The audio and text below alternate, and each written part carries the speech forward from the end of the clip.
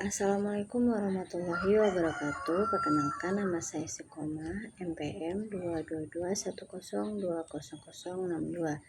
Baiklah, di sini saya akan mengerjakan tugas filsafat hukum Islam dengan dosen pengampu Bapak Herpin Yogi Pradipta. Baiklah, di sini saya akan mempresentasikan yang berjudul Hukum Islam dan Perubahan Sosial. Yang pertama ada pengertian hukum Islam dan perubahan sosial. Kata hukum Islam dalam Al-Quran tidak akan pernah didapatkan, tapi yang biasa digunakan adalah syariat Islam, hukum syara, fikih, dan syariat ataupun syara.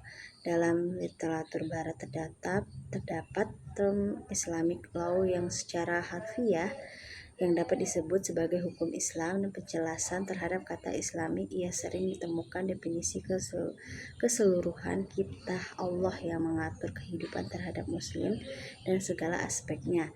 Jadi secara sederhana dapat dikatakan bahwa hukum Islam adalah hukum yang berdasarkan wahyu Allah. Dengan demikian hukum Islam menurut Ta'rif ini mencakup hukum syara dan juga mencakup hukum fikih, karena arti syara dan fikih terkandung di dalamnya. 2.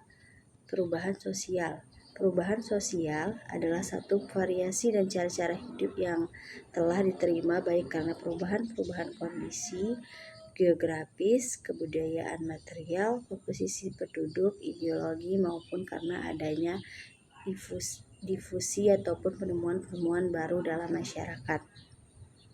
Perubahan sosial merupakan perubahan yang ada terjadi di lembaga-lembaga kemasyarakatan dalam masyarakat dan memberi dampak pengaruh pada nilai-nilai sosial, sikap sosial, sistem sosial, dan pola-pola perilaku sosial antara kelompok masyarakat yang ada.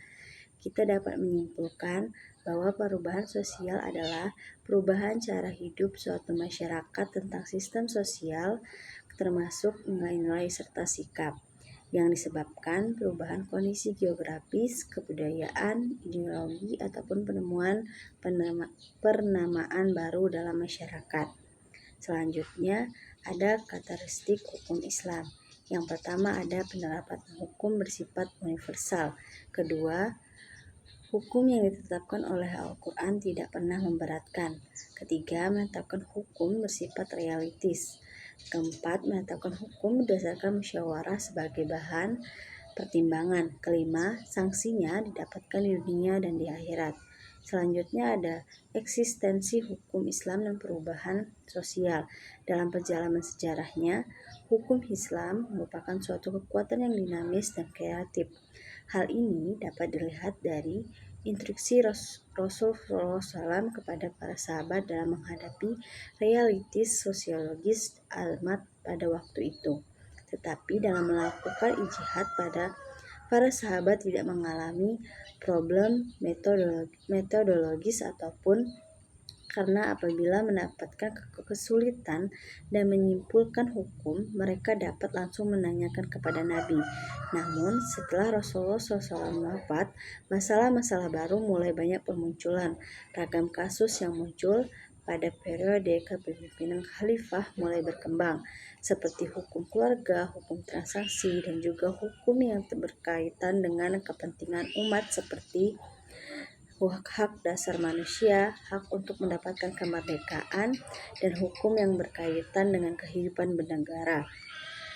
Berpijak pada pandangan di atas dan apabila menjawab tuntutan dan permasalahan yang dihadapi masyarakat era industri relasi, maka perlu merumuskan kembali metodologi untuk berjihad dan memperoleh teori yang merupakan hasil dari pemahaman utuh atas Al-Quran dan sunnah harus diterapkan kepada kehidupan kaum muslimin dewasa ini dengan mempertimbangkan situasi lokal di mana prinsip-prinsip tersebut akan dianalisiskan.